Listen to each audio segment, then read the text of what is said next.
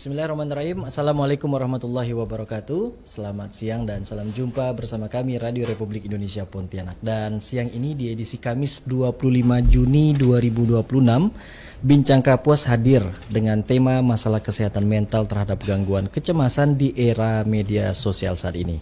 Media sosial yang dulunya dianggap merupakan sebuah hal yang positif bagi kalangan masyarakat, namun di satu sisi akhir-akhir ini malah ada sisi negatifnya. Satu di antaranya ialah mengenai gangguan kesehatan mental maupun kecemasan, dan bagaimana sebenarnya solusi terhadap gangguan kecemasan dan juga mental ini, apa penyebabnya media sosial ini sehingga mengarah ke kesehatan mental maupun gangguan kecemasan. Di siang ini kami membahasnya, kami sudah bersama dengan dokter spesialis kedokteran jiwa, Dr. Pascaria Novianti Toga Torop. Selamat siang Dokter Pascaria. Selamat siang Bang Viko. Kabar gimana dokter? Luar biasa. Baik, terima kasih sudah hadir ke RRI. Kemudian kami juga bersama dengan Francisca Flariani Oktarini, psikolog juga dari Rumah Sakit Jiwa Provinsi Kalimantan Barat. Mbak Francisca, apa kabar? Oke, baik, kabar baik, luar biasa. Luar biasa, terima kasih sudah hadir juga ke RRI Pontianak di siang hari ini. Pemirsa dan pendengar juga kami undang, silakan yang ingin bergabung di WhatsApp 0811570142, atau Anda juga bisa tuliskan di kolom komentar YouTube Pro 1 RRI Pontianak. Kami membahas mengenai masalah kesehatan mental terhadap gangguan kecemasan di era saat ini, di era media sosial. Baik, saya ke Dokter Pascaria dulu, mungkin bisa menjelaskan ini, dokter, seperti apa kesehatan mental dan juga gangguan kecemasan. Silakan Baik, dokter. terima kasih Bang Viko. Kesehatan mental itu di mana adanya kesejahteraan secara psikologis yang memungkinkan seseorang berpikir secara jernih, dia mampu mengelola emosi, kemudian dia mampu juga menjalin hubungan yang baik dengan orang sekitarnya, dan dia mampu juga menghadapi tekanan dalam kehidupan sehari-harinya. Nah, jadi individu seseorang yang mengalami sehat mental itu di mana dia bisa berfungsi secara optimal dalam kehidupan, baik secara pribadi, pendidikan, pekerjaan maupun lingkungan sosialnya, seperti itu. Oke, itu kesehatan mentalnya. Yes. Nah, kesehatan mental beda dengan gangguan kecemasan. Beda. Atau gimana dokter? Kalau gangguan kecemasan itu bagian dari masalah dalam kesehatan mental. Artinya kalau memang sudah ada terganggu dari definisi yang saya sebutkan tadi, kemungkinan artinya adanya gangguan kecemasan tersebut. Misalnya secara psikologis itu ada ditandai dengan rasa khawatir yang berlebihan, takut, gelisah, tegang terhadap situasi sehari-hari yang harusnya itu biasa kita anggap. Seperti itu. Nah, kalau normal yang tadi saya sebut yang biasa itu ya yang menurut dia itu bukan ancaman, dianggap biasa, tetapi pada orang dengan gangguan kecemasan, hal yang biasa itu merupakan ancaman bagi dia. Seperti itu sih. Oke. Tapi biasanya seorang manusia itu kan lumrah ya, dokter, ada rasa cemas, khawatir atau takut. Yes. Nah, sisi normal dan tidak normalnya ini yang bagaimana mungkin, dokter? Yang normalnya itu tadi seperti saya bilang, misalnya ada sesuatu yang harusnya itu kita anggap biasa dalam kehidupan sehari-hari, tapi pada pasien dengan gangguan kecemasan dia memikirkannya berlebihan. Jadi nanti kalau ada apa-apa bagaimana? Belum terjadi dia sudah khawatir. Nah, kalau pada orang biasa dia mampu kontrol itu tadi, baik terhadap tekanan dan hal-hal lain. Oke, ini kalau begini saya harus apa? Kalau begini saya harus apa? Seperti itu sih. Oke. Baik, nah ini mengarah ke media sosial sekarang. Kok bisa media sosial menjadi faktor pemicu gangguan kecemasan? Mungkin Mbak Francisca dulu, silakan Mbak. Oke, baik, terima kasih. Di zaman sekarang teknologi yang sudah semakin canggih ya. Kalau dulu kita hanya bisa berinteraksi langsung dengan orang ya, tetapi sekarang kita bisa untuk berinteraksi itu melalui dari media sosial. Jadi media sosial ini ada begitu juga manfaatnya. Misalnya kita bisa mengetahui tentang kesehatan, tentang motivasi, pengembangan diri, begitu ya. Lalu membuat kita termotivasi. Nah, terutama untuk pekerja-pekerja yang membutuhkan media sosial ini sangat bermanfaat. Tetapi ketika media sosial ini dilihat secara berlebihan, Hmm. paparan informasi negatif, nah selalu mencari informasi yang negatif yang dinamakan doom scrolling, ya, selalu mencari misalnya ini berita viral nih, Iya. penculikan anak misalnya, lalu ini berita penipuan online kayak gitu kan. Jadi ada rasa kecemasan, ketakutan, kayaknya dunia ini membahayakan bagi saya begitu ya, Kayaknya udah hancur. iya, hancur. Jangan-jangan nanti anak saya pun bisa penculikan, apalagi berita viral yang sekarang ini yang mungkin Bang Viko lihat, kekasihnya yang Oh iya. oke ya, boleh kita Itu ambil situ kayaknya ya. seram bener. Seram juga. Itu pasti, nah akan ada terpikiran nih bagi orang-orang yang selalu melihat informasi-informasi itu informasi negatif itu maksudnya itu informasi yang bisa memberikan Sajiannya sajiannya. ya. Sajiannya. Nah, tetapi kalau informasi video-video yang negatif terus, ini yang akan mengganggu kecemasan, salah satunya ya gangguan kecemasan ini. Gitu. Oke. Jadi Apalagi jangan dengan sering ya, sering Iya, dilihat atau sering dikonsumsi. dilihat. Karena kan kalau sering lihat kan video itu yang muncul kan udah satu misalnya penculikan, satu lagi muncul lagi begitu. Jadi pemikirannya yang sudah mulai negatif dan cemas. Begitu, Oke. Bang Viko. Baik. Nah, ini juga selain tadi isi, ini berkaitan juga dengan banyak hal dari sisi sosial dan kehidupan nih. Mulai dari bagaimana peristiwa yang menyeramkan, kemudian perbandingan gaya hidup juga, Iya. mulai apa ya, iri, dengki dan lain Iya. sebagainya. Nah, di media sosial itu banyak sekali hal-hal yang bisa kita memberikan manfaat bagi kita. Tetapi ada juga bahwa ada fenomena perbandingan sosial. Ya.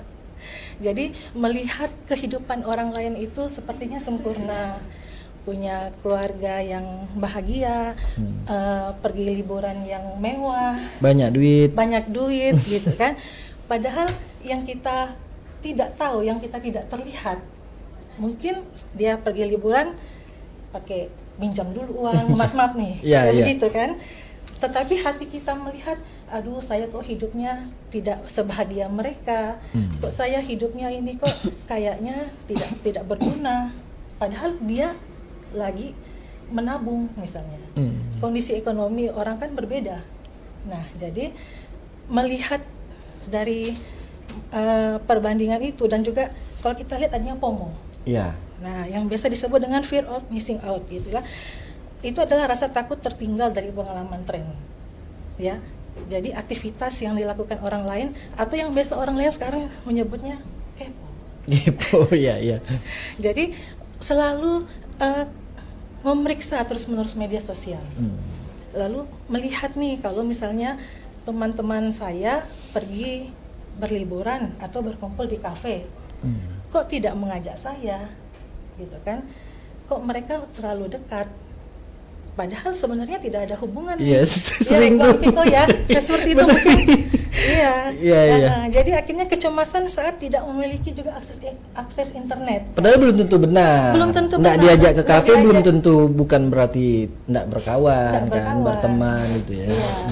Nah, akhirnya merasa hidup ini adanya perbandingan itu tadi, jadi seolah-olah hidup kita ini tidak ada kualitasnya. Padahal orang lain itu menampilkan sisi yang terbaiknya, sisi yang tidak baik belum tentu itu tidak akan terlihat. Oke. Misalnya perbandingan akademik lagi, Bang. Saya misalnya mendapat IPK IPK 4, kumlot. kumlot kan. Nah, tapi usaha saya itu mereka tidak tahu. Iya. Sedangkan dia yang melihat itu masih dalam proses akademik yang masih panjang, masih bisa akan lebih baik lagi. Oke, nah apa nih dampaknya dari FOMO ini? Terutama ketergantungan kita dengan gadget, dengan media sosial nih, Mbak Prasiska. Iya, untuk FOMO itu tadi ya, itu gimana tadi? Ya, dampak FOMO tadi. Oh iya, itu kalau orang dia merasa itu sebagai Keinginan terus meriksa media keinginan sosial. terus menerus untuk memeriksa media sosial gitu ya Bang. Jadi dia itu kayaknya merasa ada yang kurang nih. Ya. Saya tuh harus terhubung terus nih. Kalau tidak bisa memeriksa media sosial itu tidak bisa, apalagi kalau dibutuhkan like, subscribe, Ya. ya begitu ya. Padahal sebenarnya Bang, kalau Bang Piko merasakan keberhasilan di dalam pekerjaan, live atau pelukan orang terdekat Abang itu lebih indah daripada like atau live dari Media sosial. media sosial. Gitu ya. Oke. Dan kesulitan untuk menikmati kehidupan pribadi. Jadi yang harusnya dia terhubung dengan orang-orang di sekitarnya, dengan keluarga, dengan teman, dengan organisasi, dia lebih kepada bagaimana saya ini menjadi validasi, butuh pengakuan. Kalau orang itu tidak menyukai saya, berarti hidup saya ini tidak berguna. Padahal tidak seperti itu ya. Belum tentu betul. Iya, lalu begitu. Oke, baik. Kami kembali ke Dokter Pascaria lagi. Masih sama pertanyaannya, Dokter. Oke. Lebih ke kok bisa media sosial ini mengganggu kecemasan, terus bahkan pemicu nih sebagai gangguan kecemasan sampai ke arah FOMO juga nih. Oke, balik lagi mungkin yang sudah disampaikan tadi oleh psikolog Rini, itu sama ya, perbandingan sosial, fear of missing out itu tadi, di mana kita merasa tertinggal ya. Oh, mereka sudah begini, mereka sudah bisnisnya seperti ini, sedangkan saya kok enggak gitu ya. Jadi pada akhirnya ada rasa muncul tadi insecure ya, dampak tadi ya, apa yang menyebabkan jadi kecemasan seperti itu ya. Jadi merasa kurang, jadi rendah diri, jadi masa depan saya seperti apa sih gitu. Akhirnya tidak puas dengan diri sendiri, padahal sebenarnya progres dia itu udah ada gitu. Tetapi yang dilihat orang sekitarnya, yang tadi disampaikan oleh psikolog Rini bahwa yang ditampilkan orang tersebut itu kan yang sudah oke-nya, sekian persen yang positif, yang negatifnya gitu. Tapi orang percaya gitu loh. Orang percaya, dia kok bagus banget gitu. Sedangkan aku begini-begini saja gitu. Akhirnya dia, ya itu tadi, rendah diri, akhirnya tidak puas dengan dirinya, karena membandingkan dirinya dengan orang lain. Harusnya ya kalau kita mau sehat mental ya, gitu ya, kita bandingkan dengan progres kita sebelumnya. Ada perbaikan nggak? Kan grade kita kan pasti akan berbeda dengan orang sekitarnya, gitu. Akhirnya, dia udah sampai ke sana, kok aku belum? Akhirnya cemas akan masa depan. Nanti gimana? Nanti hidup saya seperti apa? Gitu. Akhirnya itu tadi, perasaan tertinggal dibandingkan dengan orang lain. Akhirnya muncul kecemasan. Gitu. Nah, akhirnya muncul gangguan-gangguan yang tadi saya sebutkan. Mempengaruhi relationship, ya, aktivitas, karir, akademik dan semuanya. Bahkan gangguan kecemasan ini membuat jantung berdebar-debar. Iya, betul sekali. Kenapa nih, Dok? Jadi gini, yang kadang jadi pikiran orang tuh, kita bermedia sosial setiap hari. Kok bisa buat jantung berdebar gitu loh? Balik lagi, mungkin. Maaf nih, Dok, karena saya pun memang tiap iya. harinya bermedia sosial gitu loh. Biasanya debar-debarnya kalau nonton yang kayak gimana? Saya sering film hantu. Oke. Nah, kadang musik juga di Iya, Facebook, iya. di Instagram. Iya, di Instagram sekarang lagi musim bola sih. Oke. Itu debar-debar nggak? Iya juga. Kalau lawan idola kita tapi nih kalah ya. Tapi kalau misalnya kita memang lagi menonton sesuatu yang menyeramkan, ya pasti debar-debar. Gitu ya. Kecemasan yang terjadi, gangguan itu jika tadi misalnya dia men-sharing sesuatu gitu ya, dia mengharapkan likes, followers, and takut ada komen atau bagaimana, atau tadi membandingkan orang gitu loh. Kok dia lebih baik dari saya, akhirnya muncul ketegangan, rasa nggak nyaman. Nah, kalau kita dari secara medis itu akhirnya hormon stresnya muncul gitu. Hormon stres. Ya, kortisol. Nah, itu merangsang sistem saraf yang ada di pusat semua. Akhirnya muncullah debar-debar tadi, jantung rasa nggak nyaman. Ya, lambung mempengaruhi pencernaan juga. Kemudian naik kayak sesek, tegang otot. Sampai kebanyakan pasien-pasien kita ngerasa, saya serangan jantung ya. Ini lambung saya kenapa ya? Iya, mereka akan datang tuh ke dokter penyakit dalam, dokter jantung, dokter saraf, dicek semua baik-baik aja. Loh, ini apa? Kalau pasien saya biasanya, ini saya diguna-guna nih, ini mistis nih, gitu. Padahal bukan. Jadi gangguan kecemasan itu akhirnya bisa mempengaruhi sensasi yang tidak menyenangkan tadi di badan. Seperti itu. Jadi serem juga. Serem. Tapi kalau tadi abang bilang saya lagi nonton bola, saya takut Idola saya kalah. Itu biasa. Ya, ada sesuatu yang jelas itu biasa. Tetapi kalau sudah berlangsung lama sampai akhirnya muncul sensasi tersebut tidak hilang-hilang, ya itu Artinya seberapa parah sebenarnya paparan media sosial dengan kecemasan ini? tergantung dari individu tadi. Dia mampu membatasi nggak? Apa sih isi kontennya? Positif apa negatif? Karena tadi algoritma tadi yang bahayanya. Iya. Kalau isinya negatif pembunuhan, pasti nanti scroll pembunuhan juga. Kriminal, kecelakaan atau film horror everything. Iya. Nah, tapi kalau isi konten kita positif, edukasi, entah podcast orang berkelas gitu ya. Nanti pas kita scroll lagi orang isinya itu terus. Jadi yang kita konsumsi di kepala kita tergantung apa konten yang kita isi. Itu akhirnya memunculkan kecemasan atau tidak. Seperti itu sih. Oke. Jadi bisa dikendalikan sebenarnya kecemasan ini. Gini. Kalau tadi kan kita kecemasan yang disebabkan oleh media sosial. Jadi sebenarnya faktor penyebab kecemasan itu bukan totally hanya media sosial saja. Jadi Oke. multifaktor. Oh ya, konteks ini di media sosial kita bahas. Yes, salah satu faktor penyebabnya adalah media sosial. Gitu ya. Jadi multifaktor, biopsikososial, kultural dan spiritual tadi. Gitu. Nah, kenapa kebanyakan hari ini banyak media sosial? Kita lihat lagi background anak remaja atau orang tersebut.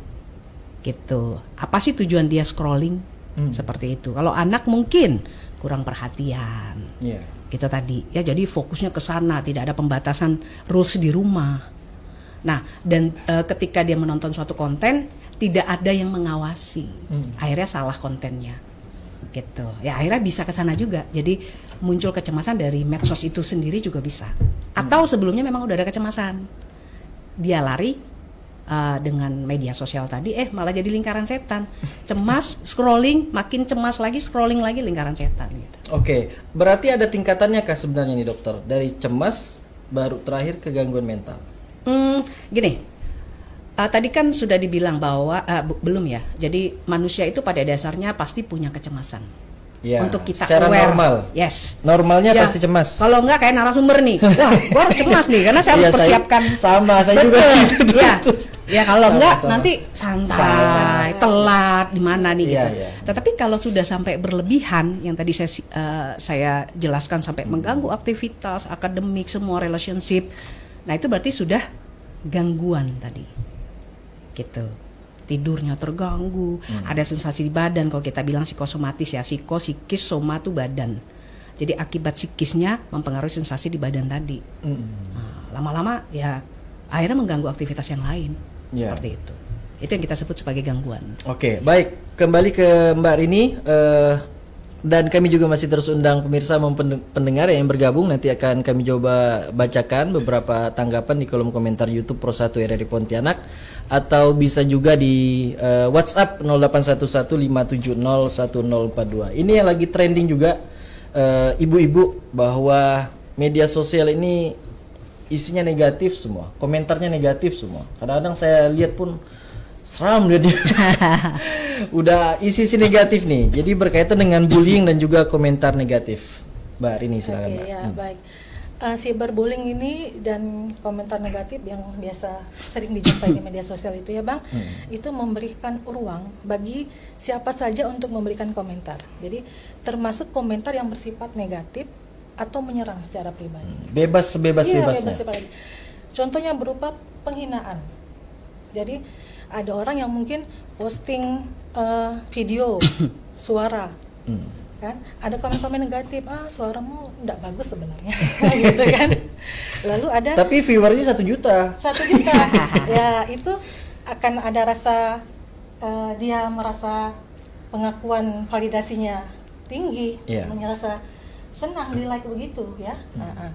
Dan body shaming. Jadi melihat bahwa penghinaan terhadap tubuh. Jadi ternyata yang cantik itu yang langsing yang sebagainya gitu ya.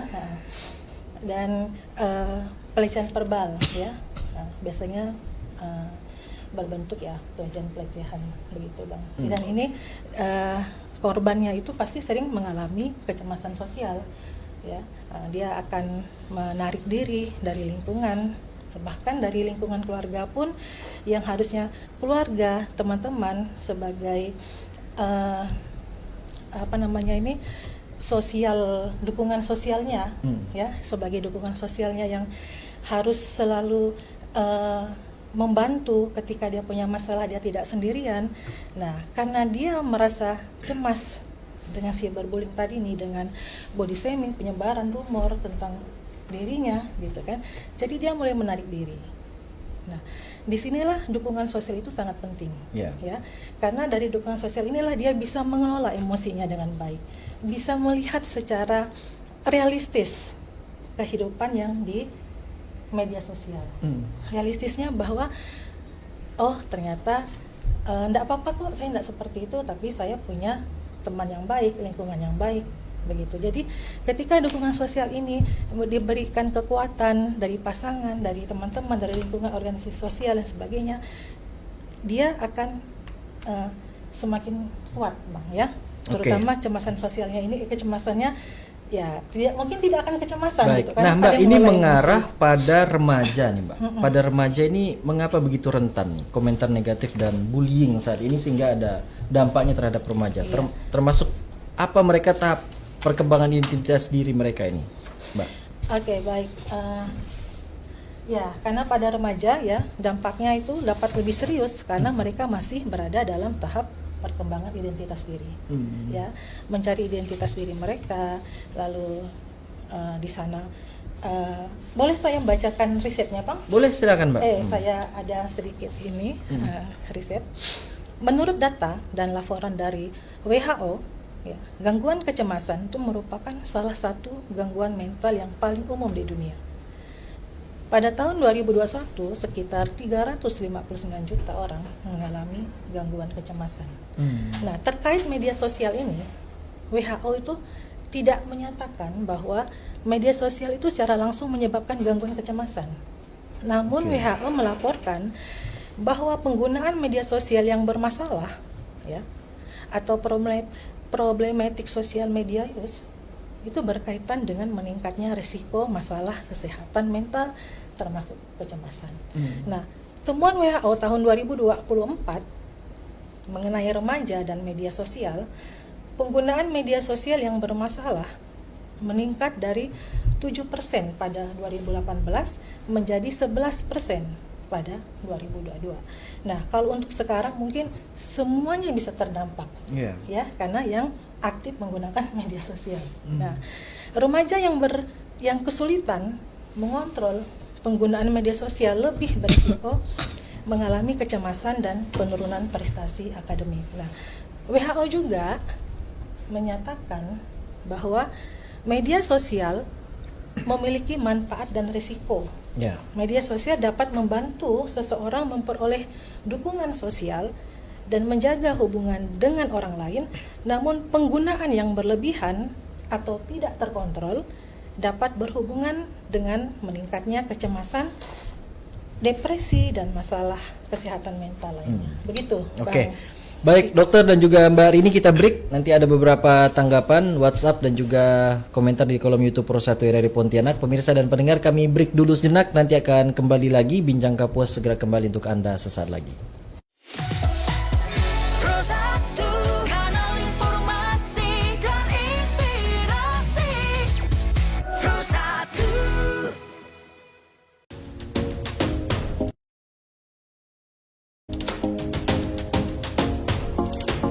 Di era disrupsi dewasa ini, RRI berupaya memperkuat diri dengan menghadirkan kontennya secara multi-platform untuk memastikan pelayanan kepada publik secara lebih optimal. Kini, RRI bukan hanya dinikmati melalui radio, melainkan juga portal berita online, platform digital, media sosial, dan juga komunitas yang selama ini meramaikan berbagai kegiatan offline di RRI.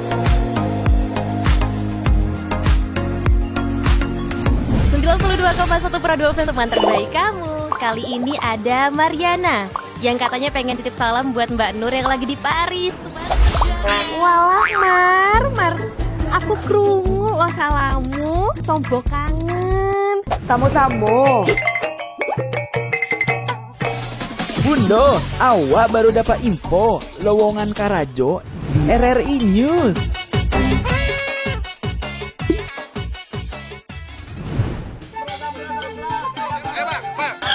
Nyanyi lagu apa kita, Pace? RRI digital saja toh.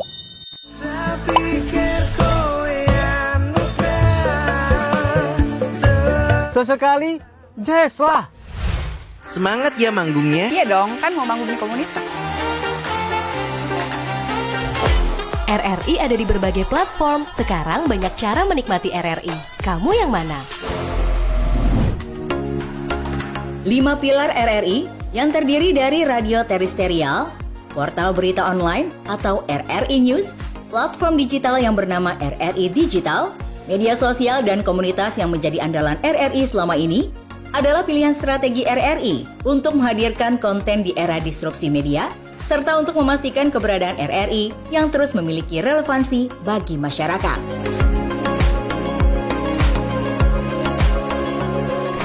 Berita online RRI News memiliki tren pembaca yang semakin meningkat. Dengan posisi di peringkat 40 besar, dari ribuan berita online secara nasional, RRI News memiliki profil pembaca yang beragam, baik dari segi usia maupun kategori paling banyak dibaca. Portal ini memiliki lebih dari 80 microsite yang tersebar di banyak daerah, dari Sabang sampai Merauke. RRI News siap menjadi mitra pembangunan di daerah Anda, menyampaikan informasi pembangunan kepada masyarakat.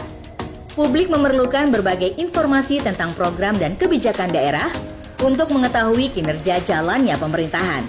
Sementara pemerintah daerah memerlukan opini dan aspirasi masyarakat sebagai strategi merumuskan kebijakan. Dengan keterlibatan diseminasi informasi oleh RRI yang hadir secara multi-platform, akan membuat komunikasi pemerintah daerah kepada masyarakatnya berlangsung secara lebih efektif dan sangat mendukung pemerintah daerah. Ada sejumlah alasan mengapa RRI News layak menjadi mitra pembangunan pemerintah daerah. RRI bersifat tidak komersial.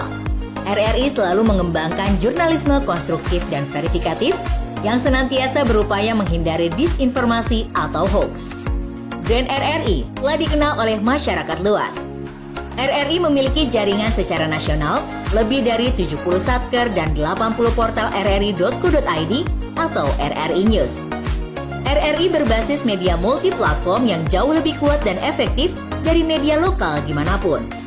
Kerjasama RRI News dengan pemerintah daerah dilakukan dengan melibatkan tim humas dinas terkait sebagai pengisi berita kanal Info Pemda di RRI News. Konten bisa berupa berita tentang berbagai info pemerintahan atau juga bisa berisi berita foto dan berita video. Konten bisa diisi langsung di Content Management System atau CMS yang disediakan RRI.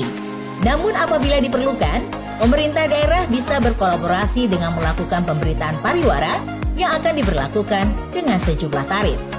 Mari kita segera berkolaborasi, memanfaatkan kehadiran RRI News untuk mendukung pembangunan, serta mempromosikan beragam potensi yang ada di daerah Anda. Segera download RRI News di Play Store maupun App Store di telepon genggam Anda. RRI Digital.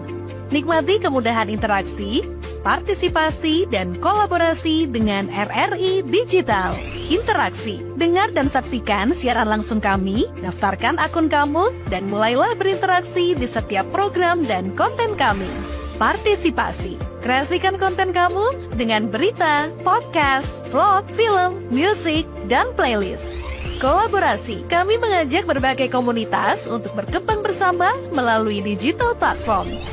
RRI Digital sekarang menghadirkan terobosan baru, workspace platform dan online learning platform dengan fasilitas-fasilitas unggulan, monitor impact dan outcome, meeting online, video conference, dan library. RRI Digital menghadirkan fitur-fitur untuk peningkatan interaksi, partisipasi, kolaborasi, workspace, dan learning. Yuk, segera download RRI Digital.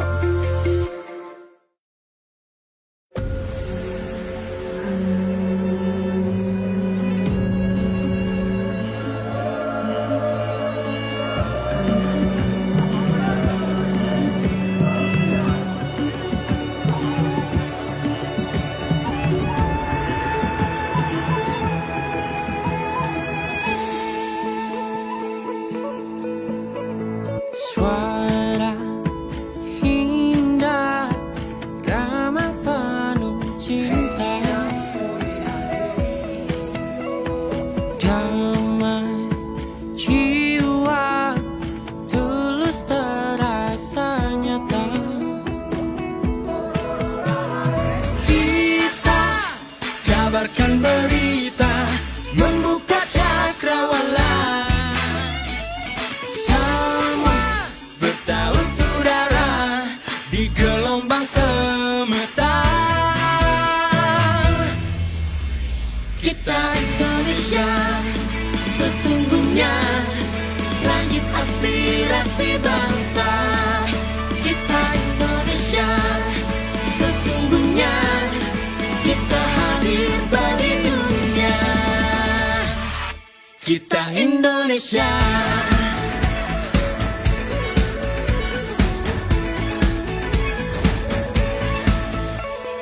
Gaya budaya alam katulistiwa,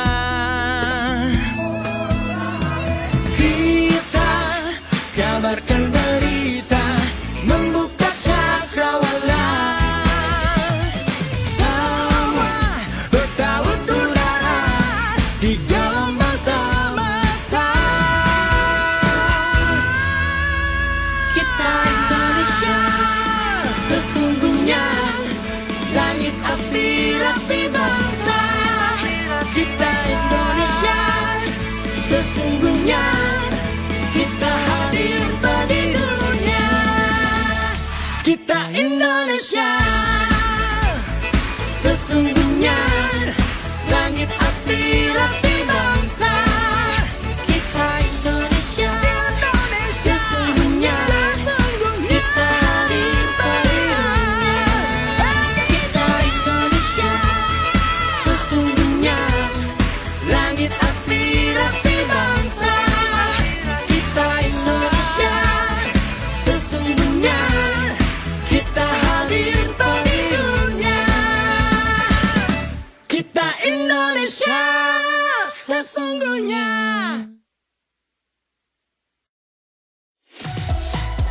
Pro 1, kanal informasi dan inspirasi.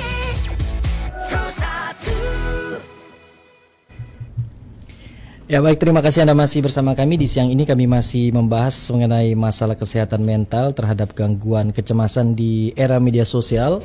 Dan kami masih bersama Dr. Pascaria, dokter spesialis kedokteran jiwa dari Rumah Sakit Jiwa Provinsi Kalimantan Barat.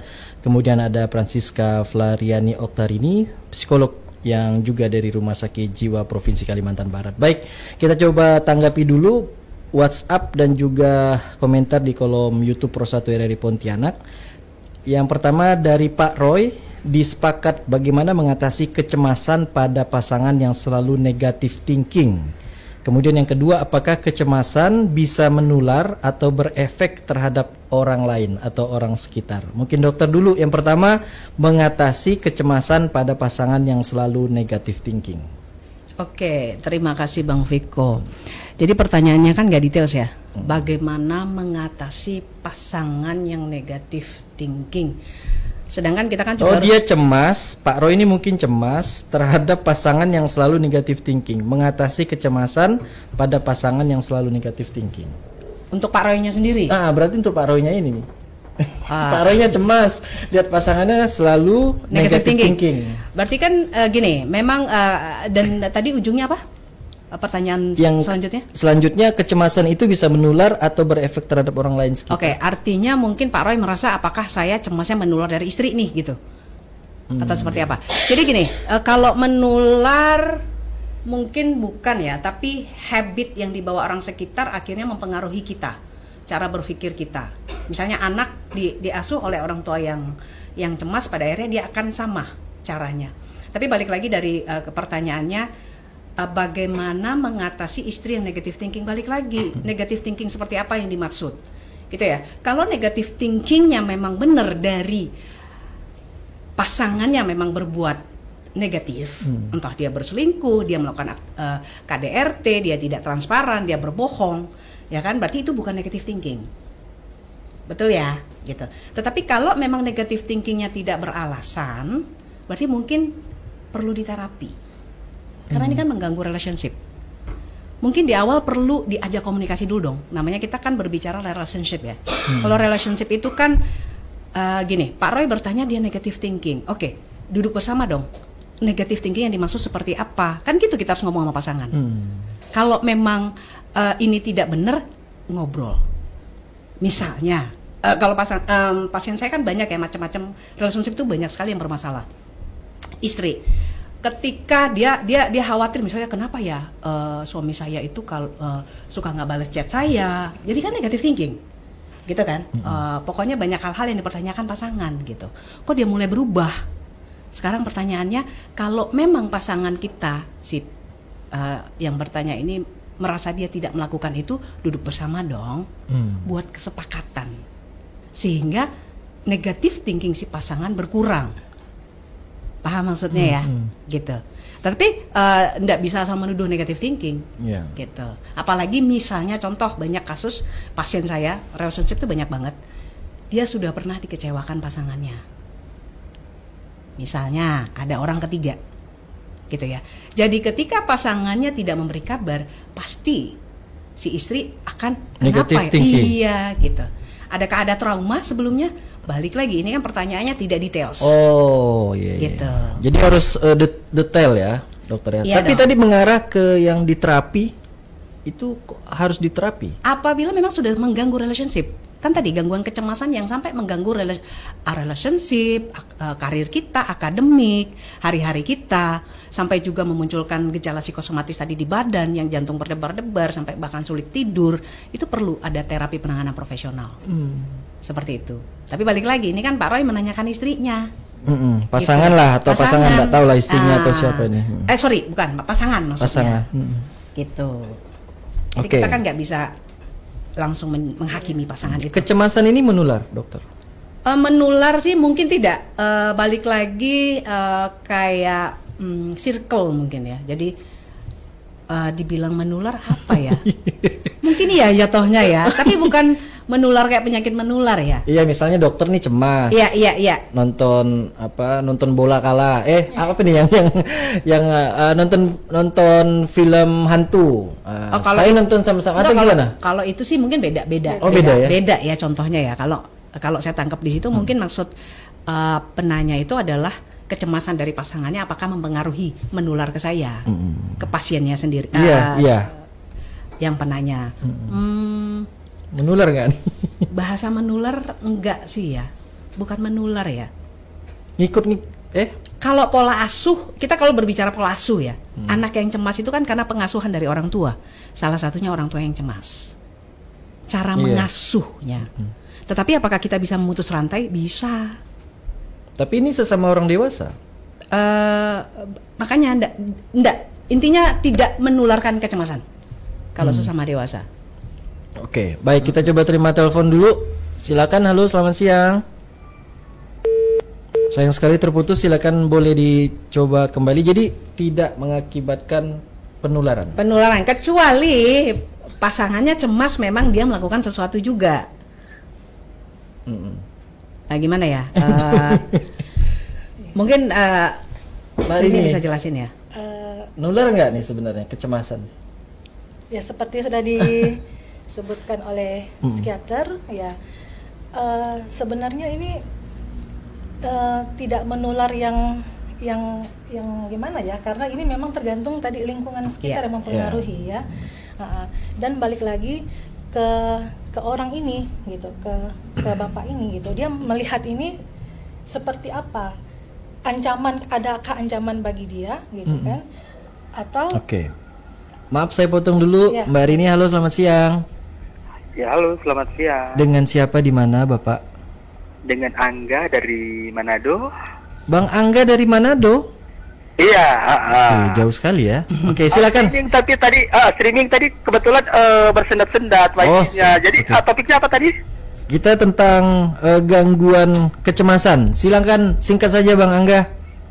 Oh, gangguan kecemasan. Akibat media sosial. Ya, silakan singkat. Biasanya ada adik saya, ponakan saya itu, dia udah ketergantungan media sosial kan. Jadi kadang-kala dia itu bengong gitu, mau diajak ngobrol kadang-kala pendiam. Itu kan apa itu? Apakah dia memang sudah terpapar atau gimana itu tentang media sosial? Oke. Udah pendiam gitu. Diajak ngobrol kadang-kala dia diam-diam gitu. Baik. Itu aja. Terima kasih ya. Selamat siang. Selamat siang, terima kasih Pak Angga jauh-jauh dari Manado, Sulawesi Utara. Terima kasih pertanyaannya, ketergantungan media sosial, ini usianya lagi nih. Iya, lupa ditanya ya. Lupa ditanya. Tadi siapa adiknya Kak? Adiknya mungkin remaja. Baik, satu lagi penelpon, selamat siang. Selamat siang. Dengan siapa di mana Bapak? Dari Pak Yusuf. Pak Yusuf di Pontianak, Pak. Oke, silakan singkat saja Pak Yusuf. Saya mau bertanya, Pak. Ini masalahnya menarik sekali, Pak. Ini hubungannya dengan kecemasan dengan medsos ya, Pak ya? Iya. Justru saya yang cemas, Pak. Kalau melihat anak-anak saya, melihat mereka megang HP, jadi kecemasan sendiri itu justru pada orang tua, bukan pada anak, Pak. Oke. Nah, itu cara mengatasinya gimana, Pak? Baik. Karena saya ini kita kecemasan ini sangat rentan dengan anak-anak ini. Baik. Media sosial, terutama HP lah begitu. Baik. Itu aja, Pak. Terima kasih, Pak. Terima kasih Pak Yusuf di Pontianak. Sebelumnya ada Pak Angga, ada adiknya ketergantungan media sosial, efeknya menjadi pendiam. Apa ini akibat paparan media sosial? Tapi sebelum dijawab itu, ada kolom komentar YouTube bagaimana seharusnya mengatasi kecemasan berlebihan terhadap sesuatu yang belum terjadi. Dokter, silakan. Oke, ya kecemasan yang sesuatu yang belum terjadi. Memang tidak mudah ya, tetapi mungkin kalau yang bisa kita lakukan, yang pertama pasti kita harus fokus dulu pada apa yang bisa kita kontrol, gitu ya.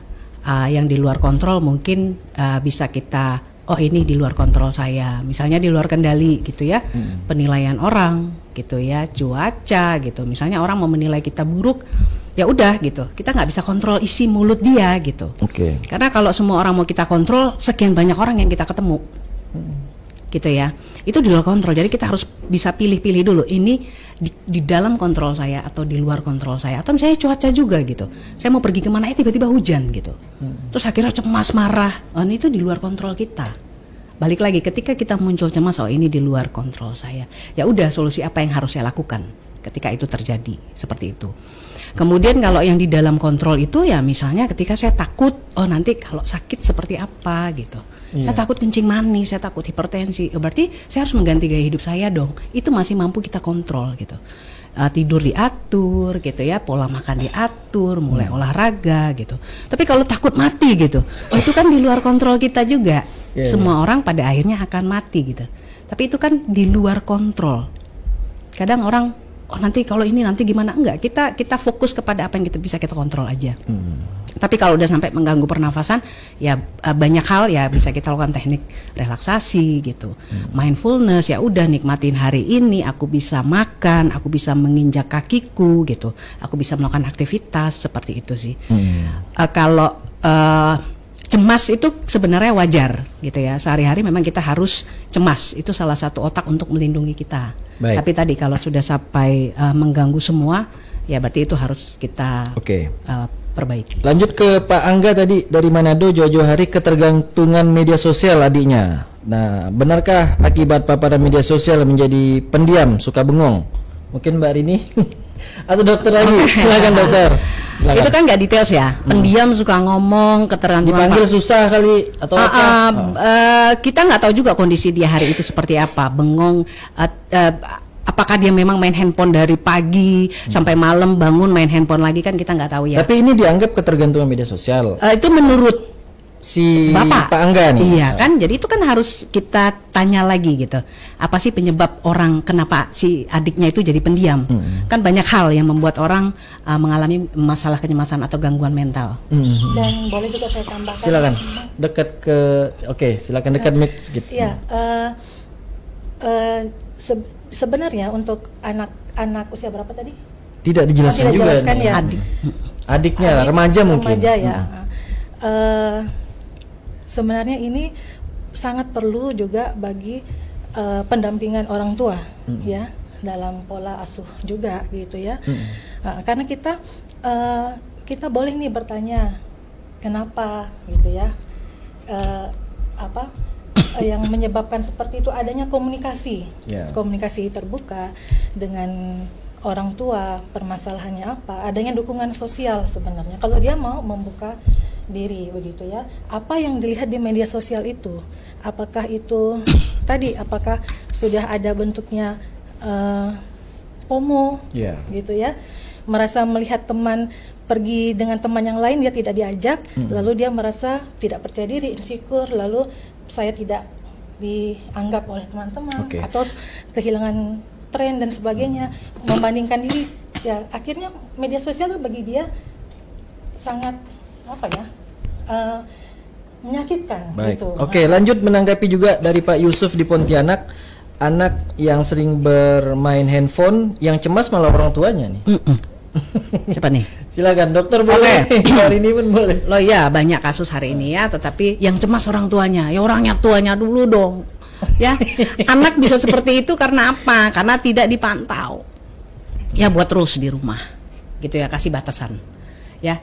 Jadi ketika itu akhirnya orang tua cemas, balik lagi orang tuanya kasih batasan enggak. Gitu ya, itu kan efek dari orang tua yang tidak memberikan rules. Jadi anak dibiarkan, jadi sebaiknya memang dibatasin, gitu ya, dibatasin. Tetapi kita juga beri dong pengganti aktivitas, gitu. Misalnya kalau ya udah olahraga, ya udah kalau bisa didampingin dong sama orang tua juga. Jadi anak senang juga, gitu. Itu sih kalau menurut saya ya. Jadi tidak disalahkan anaknya totally. Anak itu kan karena efek pola asuh yang jelas pasti mayoritas karena pola asuh yang Mungkin kurang. Yes, gitu, karena orang tua yang sibuk gitu. Jadi anak larinya ke media sosial. Oke. Nah, sekarang kita bicara solusi pencegahan terhadap efek media sosial. Mungkin Mbak Rini, singkat waktu kita tinggal 10 menit. Baik, media sosial ini ya dapat membuat seseorang itu untuk menghabiskan banyak waktu ya tanpa disadari jika digunakan terlalu lama gitu ya. Nah, media sosial bisa mengurangi produktivitas. Jadi membatasi penggunaan media sosial ya, menentukan batas penggunaan media sosial itu maksimal 1-2 jam per hari ya, lalu tidak menggunakan filter waktu ya, di ponsel, dan meningkatkan literasi digital. Jadi masyarakat itu perlu memahami bahwa tidak semua informasi maupun unggahan di media sosial itu mencerminkan realitas sebenarnya. Jadi kemampuan berpikir kritis membantu individu itu menghindari perbandingan sosial yang tidak sehat ya, yang sudah kita jelaskan tadi. Dan menjalin interaksi sosial di dunia nyata. Jadi perbanyaklah keseimbangan antara media sosial dengan kenyataan sosial, hubungan sosial ya. Secara langsung itu memberikan dukungan emosional yang lebih kuat dibandingkan interaksi yang bentuknya virtual gitu. Aktivitas bersama keluarga ya Bang, masak bersama, lalu dengan teman-teman membantu mengurangi perasaan kesepian kayak gitu kan. Jadi pergi berliburan bersama keluarga, kalau nonton TV kalau minum makan ya HP-nya ditaruh dulu, begitu ya. Melakukan aktivitas berolahraga, ya, lalu melakukan meditasi, melakukan hobi yang disukai, begitu ya, dan menjaga pola hidup sehat, gitu ya. Ya, kebiasaan yang dapat mengurangi kecemasan ya olahraga secara teratur, gitu ya, tidur yang cukup, dan batasi penggunaan untuk di time screen-nya itu, scroll-nya, jadi batasi misalnya 2 jam sehari, gitu ya. Lalu mengkonsumsi makanan bergizi dan melakukan relaksasi dan meditasi tadi. Baik, ke dokter lagi. Gangguan kecemasan ini sebuah penyakit kah, dokter? Kalau efek dari media sosial? Kalau namanya gangguan, berarti kan memang penyakit ya, bagian dari gangguan mental. Namanya kan gangguan kecemasan, seperti itu sih. Jadi harus diobat? Bisa diobat? Bisa sembuh? Bisa dong, kita harus optimis dong, bisa pulih, tapi tetap balik lagi pada individu tersebut. Dia mau belajar nggak?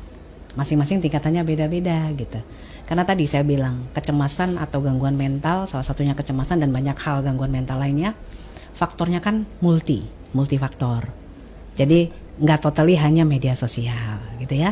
Faktor background kehidupan, pola asuh, relationship dia dengan orang sekitarnya, dengan pasangan. Mungkin media sosialnya selesai gitu. Tetapi fase yang paling parah akibat gangguan kecemasan ini. ya itu tadi mengganggu aktivitas. Kualitas hidupnya turun. Jadi dalam pekerjaan dia tidak lagi fokus gitu. Sampai ada muncul karir yang tadi sudah dijelaskan ya, hari-hari, relationship, sampai mengganggu kualitas tidurnya, sensasi-sensasi di badan yang tadi dirasakan, debar-debar, ya, psikosomatis tadi, seperti itu. Bisa diobat? Sembuh? Bisa. Boleh tahu nih gimana ngobatnya? Kita pengobatannya memang ada dengan psikoterapi dan dengan farmakoterapi dan non farmakoterapi. Farmakoterapi itu dengan obat. Jika memang tadi dengan cara tadi yang sudah disebutkan, membatasi, melakukan aktivitas mengurangi media sosial, mulai berinteraksi secara sosial, tapi masih cemas, berarti berarti memang harus ke profesional. Nanti dari profesional itu juga kita memfilter lagi, ini perlu obat apa hanya kayak non farmakoterapi aja, kita konseling gitu, psikoterapi aja gitu. Tapi kalau nggak bisa, udah ganggu tidur, ya terpaksa kita harus bantu dulu sambil nanti terapinya sama-sama dengan psikoterapi. Seperti itu. Kalau sudah sembuh, sudah pulih, bisa balik lagi. Udah diobat juga dengan profesional. Bisa balik lagi ya. Kalau masalah mental itu bukan kayak penyakit fisik lainnya ya, itu pola pikir. Balik lagi, kita harus filter lagi circle kita, lingkungan kita. Karena biasanya yang mengubah cara berpikir kita pasti lingkungan kita. Betul ya Bang ya?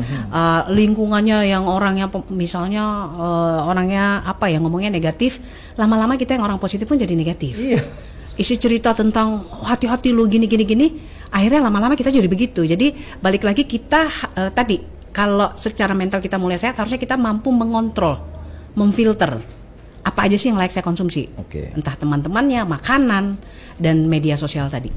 Oke, tidak terasa kita di akhir acara. Saya ke Mbak Rini dulu, nanti terakhir ke dokter. Kalau saya sih sebenarnya bicara solusinya udah, media sosial ditutup aja. Kalau memang begitu parah. Tapi nggak tahu nih dari psikiater, dari psikolog, ini seperti apa solusinya nih? Mungkin bisa disampaikan Mbak Rini dulu. Terakhir dokter, silakan Mbak Rini. Solusi terhadap gangguan kecemasan untuk pencegahannya gimana? Silakan Mbak. Boleh Mbak Rini dulu, silakan. Atau saya? Kalau dari tema topik kita ya, kan masalah kesehatan mental terhadap gangguan kecemasan di era media sosial gitu ya. Jadi artinya kecemasan yang disebabkan oleh salah satunya adalah media sosial gitu ya. Walaupun tadi saya sudah sampaikan salah satu bahwa kecemasan itu multifaktor juga penyebabnya gitu ya. Jadi kalau tadi Abang bilang, Bang Viko bilang, wah apakah media sosial kita tutup saja, nggak juga seperti itu. Gitu ya. Tanpa media sosial pun ada kecemasan lain yang bisa terjadi pada kita gitu ya, dari tadi multifaktor yang saya sebutkan. Tapi kalau terkait tadi fokus kita kepada media sosial, mau tidak mau kita harus membatasi penggunaan media sosial. Jadi misalnya dibatasi entah 1 sampai 2 jam, kalau bisa bangun tidur jangan langsung scrolling gitu ya. Ya cuci muka, sikat gigi, meditasi gitu ya, olahraga gitu ya. Terus 1 jam sebelum tidur sebaiknya tidak memakai handphone. Gitu ya, tidak scrolling juga gitu ya. Kemudian yang kedua, meningkatkan literasi digital kita tadi, jadi tahu mana ini hoax, mana ini tidak gitu ya. Kalaupun kita tahu ini negatif, algoritmanya akan seperti ya, kita unfollow aja atau ya itu tadi di unfollow gitu ya. Mulai melakukan interaksi sosial di dunia nyata, tapi pastikan juga orang-orangnya yang positif juga. Nah, juga pola hidup, saya juga selalu sampaikan kepada pasien saya, pola hidupnya diperbaiki tadi, olahraga teratur. Yang pertama pasti tidur gitu, olahraga teratur, nutrisi ya, dan kelola stres gitu ya, relationship kita terhadap sekitarnya. Dan apabila tadi semuanya sudah dilakukan, tetapi pasien masih merasa tidak nyaman yang sudah saya sempat sebutkan tadi, kualitas hidupnya tidak baik tadi, relationship terhadap segala hal, muncul gejala-gejala di badan, sensasinya tadi, ya kita sarankan ke profesional. Silakan bisa ke psikolog atau ke psikiater. Seperti itu sih. Baik. Dan Mbak Rini terakhir silakan. Ya, menyambung aja boleh ya Bang? Silakan. Nah, berkonsultasilah dengan psikolog atau tenaga kesehatan atau psikiater ya, mental jika kecemasan mulai mengganggu kehidupan sehari-hari gitu. Jika penggunaan media sosial ini menyebabkan kecemasan yang berlebihan, gangguan tidur yang tadi disebutkan, kesulitan berkonsentrasi, atau mengganggu aktivitas sehari-hari, ya bantuan profesional ini dapat membantu menemukan solusi yang tepat gitulah. Psikolog atau tenaga kesehatan mental ini dapat memberikan pendampingan ya. Datang dengan psikolog atau psikiater atau kesehatan mentalnya, konseling ya. Lalu kita mencari permasalahannya apa, nanti bisa kita lakukan terapi gitu ya. Dan strategi mengelola stres dan terapi yang sesuai dengan kondisi seseorang. Begitu. Baik. Terima kasih Mbak Rini, dokter juga terima kasih Bang Beko. Gak terasa juga harus kita akhiri diskusi kita. Semoga yang kita bahas ini bisa bermanfaat dan itu dia tadi beberapa kiat tips and triknya bisa dijalankan khususnya kepada saya nih. Oh ya. Baik, sekali lagi terima kasih dokter dan Mbak Rini dan pemirsa maupun pendengar, demikianlah pembahasan kami tentang masalah kesehatan mental terhadap gangguan kecemasan di era media sosial. Sudah membahasnya bersama kami Dr. Pascaria Novianti. Beliau ini merupakan dokter spesialis kedokteran jiwa dari Rumah Sakit Jiwa Provinsi Kalimantan Barat. Kemudian ada Francisca Valeriani, psikolog dari Rumah Sakit Jiwa Provinsi Kalimantan Barat. Terima kasih atas perhatian dan kebersamaan Anda. Saya Viko Alhadi, selamat siang. Salam sehat dan sampai jumpa.